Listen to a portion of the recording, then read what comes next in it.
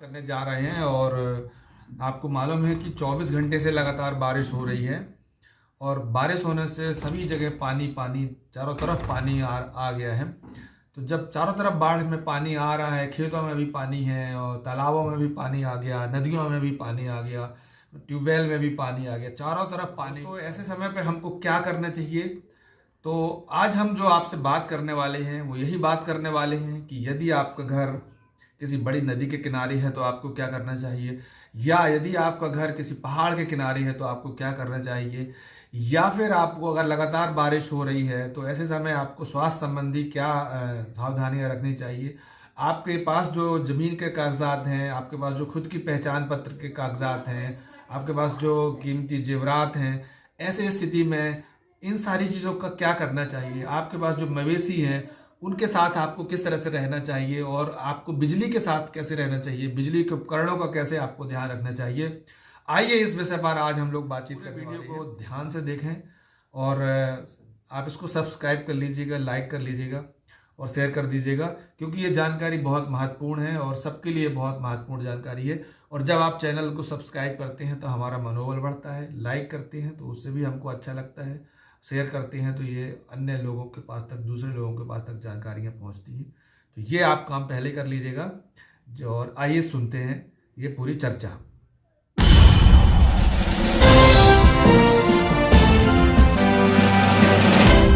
तो आज जो सबसे ज़रूरी बात यह है कि हमारे यहाँ पे 24 घंटे से लगातार बारिश गिर रही है।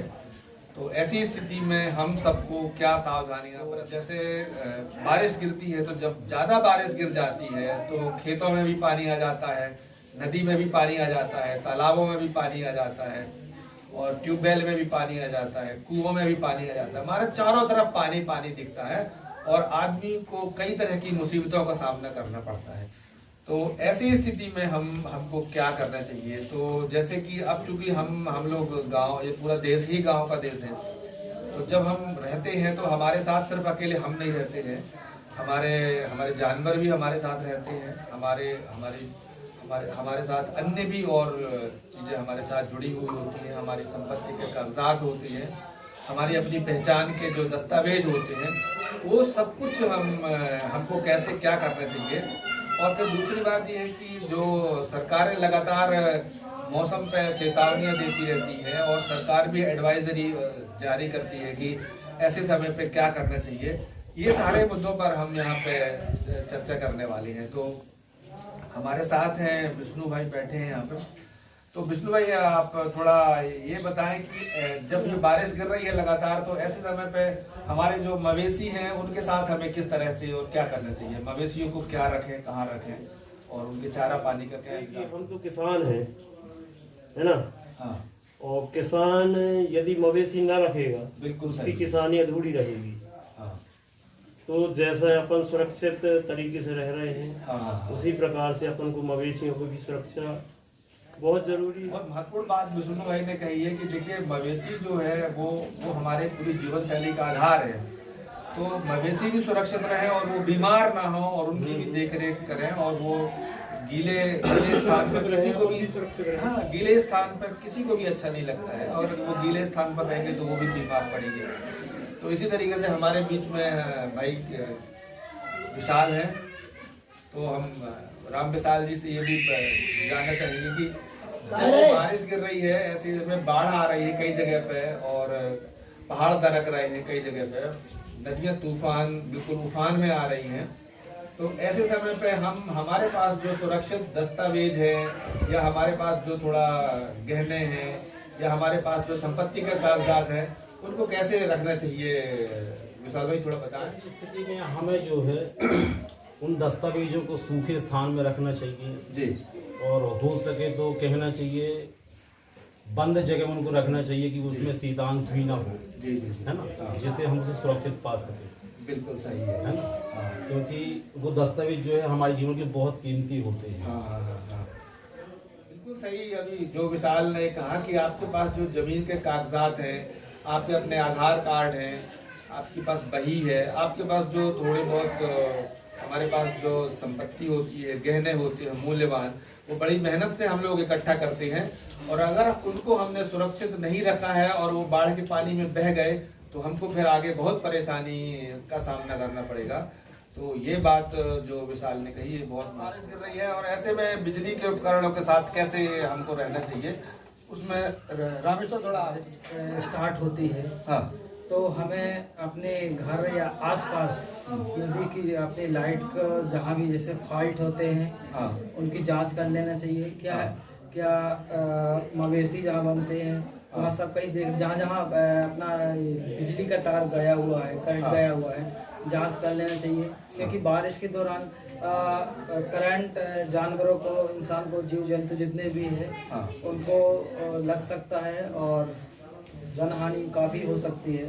तो इसलिए उसको सुरक्षा के लिए एक बार उनको अच्छे तरह से जांच पड़ताल करना। बहुत ही बढ़िया बात रामेश्वर ने बताई है कि देखिए बिजली के साथ हमारा रोज का है और बिजली हमारे जीवन का आधार है, और अगर ऐसे समय बरसात के समय पे हम बिजली को नंगे पांव छुएंगे तो हमको करंट लग सकता है, या कोई तार खुला हुआ है और दीवार गीली हो गई है तो पूरे घर में करंट आ सकता है। तो ऐसे बरसात के मौसम में हमको बिजली के उपकरणों की बहुत सावधानी पूर्वक जांच कर लेना चाहिए, जैसा अभी रामेश्वर ने कहा, और उससे जो हमारे घरों में खतरा बना रहता है बिजली से करंट फैलने का, वो कम हो जाता है। विष्णु भाई से फिर ये बात करूंगा कि विष्णु भाई अब जब बारिश आ जाती है तो सभी हमारे बोरवेल में पानी आ जाता है, कुओं में पानी आ जाता है, तलैयों में पानी आ जाता है, हम जहाँ से हम पीते हैं उन स्रोतों में भी पानी आ जाता है।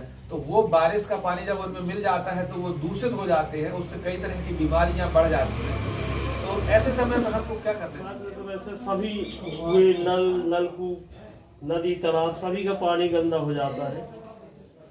तो ऐसे समय पे हमको उसका पानी का निरीक्षण करवाएं, और जो शासन प्रशासन द्वारा दवाइयाँ मिलती हैं वो भी उनमें दवाइयाँ डलवाएं, और हो सके तो पानी तो पहले छान के पिए। यदि और सुरक्षा करना है तो पूरे परिवार के लोग उस पानी को उबाल लें, एक बड़े बर्तन में रखकर ढक लें, ताकि वो पूरे दिन के लिए। बढ़िया बात जो विष्णु भाई ने बताई ना कि देखिए एक तो बाढ़ है और दूसरा अगर बीमारी आ गई तो फिर वो और बहुत मुश्किल का पड़ेगा, और बाढ़ और बीमारी का जो एक साथ चोरी दामन का साथ है, जहाँ बाढ़ आती है वहाँ महामारी भी आती है। तो अगर आपके घरों में भी बाढ़ का पानी आ गया है तो उनको साफ कर लें तुरंत, और जैसे ही बाढ़ खत्म होती है पूरा मलबा हटा लें, साफ सुथरे कर लें। और बीमारियों से बचाव के लिए जो विष्णु भाई ने कहा कि हम जो पानी पीते हैं उस पानी को अगर हम उबाल लें तो हम आगे आने वाली बीमारियों से हम बचाव। प्राकृतिक आपदा आती है तो हमें सबसे पहले शासन प्रशासन द्वारा या समाज सेवी द्वारा, कोई भी समाज से जुड़ा हुआ व्यक्ति, जागरूक व्यक्ति हो, किसी प्रकार का हमें इस आपदा से संबंधित कोई भी जानकारी देता है या मौसम की जानकारी देता है ना, या कोई भी तरह की मतलब कि जैसे जल से संबंधित कि ये जल दूषित है या फिर भारी बारिश होने वाली है, उनसे बचने और उससे सुरक्षा से संबंधित जो भी जानकारी देता है कि आज भारी बारिश होने वाली है, मौसम विभाग द्वारा या सरकार द्वारा किसी प्रकार से टेलीविजन, मोबाइल या किसी भी समाचार के किसी प्रकार से जानकारी मिलती है तो उनको हमें मानना चाहिए। और जैसे भी शासन प्रशासन द्वारा जो भी एडवाइजरी या भी जो भी जानकारी मिलती है उनको मोबाइल पे या टीवी में जो शासन प्रशासन चेतावनियां जारी करती है, जो सलाह देती है, उन सलाहों को मानना चाहिए और हमें अपने जीवन को बचाना चाहिए। तो दोस्तों ये जो हम लोग अभी चर्चा कर रहे थे, अगर आप किसी पहाड़ के किनारे हैं और लगातार बारिश हो रही है तो पहाड़ के दरकने का खतरा बना रहता है, तो आपको अपनी सावधानी खुद बरतना चाहिए और देखना चाहिए कि हम वहाँ से उस तरफ ना जाएं। इसी तरीके से अगर आपका घर किसी बड़ी नदी के किनारे है तो आपको ये भी ध्यान रखने की ज़रूरत है कि हम और हमारे बच्चे या हमारे मवेशी भी जो है वो नदी की तरफ ना जाएं, जिसमें कि वो बह ना जाए।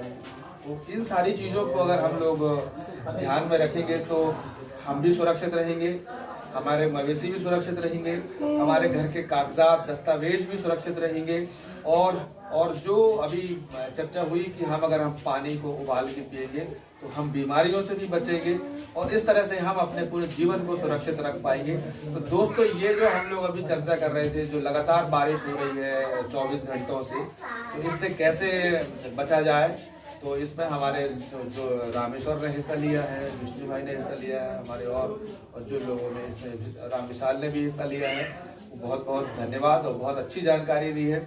और ये जानकारी आपको कैसी लगी, इसको आप जरूर कमेंट्स करें, लाइक करें, शेयर करें और हमारे चैनल को सब्सक्राइब जरूर कर लीजिए, क्योंकि ये हमारा चैनल ऐसे ही गाँव में जाके हम लोग बात करते हैं और नई नई जानकारियाँ आपको देते रहेंगे। और कैसी लगी ये जानकारी आपको, पुनः एक बार धन्यवाद।